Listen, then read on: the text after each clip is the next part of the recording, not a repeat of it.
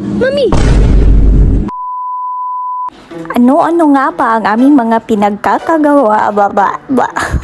Ano-ano nga ba ang aming mga pinaggagawa dito sa Norway? What's up mga loves? For today's video, ipapakita ko sa inyo ang aming mga kalukuhang ginagawa dito sa Norway during summer. Just joke lang.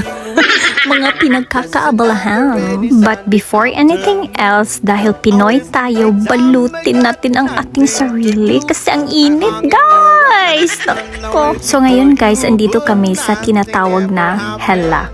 As in, hello or Hellas. Hilas mo dito. Isa ito sa mga pinupuntahan ng mga tao dito guys during summer kasi nga libre and hindi siya masyadong malayo i-drive. Nasa 4 kilometers lang siya from the city proper.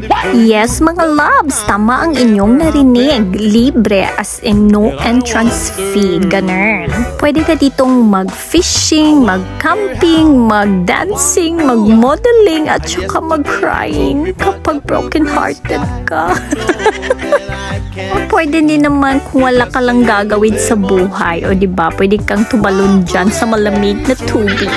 Yes guys, pwede tayong maligo dyan sa tubig kahit sobrang lamig. Meron kaming nakita dyan na nag-swimming or sa Bisaya pa na mana. Di wala siya ng isda nga nagamit siya nga ni og pasol. Kundi, namana gid siya guys. Ano ba yung namana? Oy, basta yun. Kayo na mag-adjust, okay? Mag-research na lang kayo sa Google. Ginigigil niyo ako guys. So yun guys, pumupunta ang mga tao dito para baka libre ng fish o kaya libangan. Libangan guys sa in Tagalog, dili ka libangan ang kasugpanan. And also, if you're looking for a place to go for an outdoor event, pwede din naman dito guys. Meron silang building or facility na pwede kayong mag-program doon sa loob. And of course, meron din silang cafe. Cafe? I don't know, ano ba yun sa English? Hindi ko na blend ko na yung sprok ko guys, okay? Sa Bisaya pa guys, baka pihanan na makapalit ta og mga cake, pan, kape, anak kay ganyan lang yung mga trip nila dito guys. Fishing, relax, more on talking, zipping coffee and bread. Solve na ang day mo. Pero kay Pinoy man ta guys, wala may biko dito. Puto maya si kuwate, binangkalog, magbahog, sa padadiha. So, ari na lang tas kilid sa dagat, mga loves. Mag-fishing. Baka dawi tayo ng syukoy. And just in case mga loves, if wala kang sasakyan papunta dito, very accessible din naman siya. Kasi anytime, meron namang bus na pwede mong sasakyan. Alam nyo guys, dati, ayoko na mga ganitong painit. But then, nandito na tayo sa Norway. Ganito ang buhay nila. Okay na sila sa mga nature.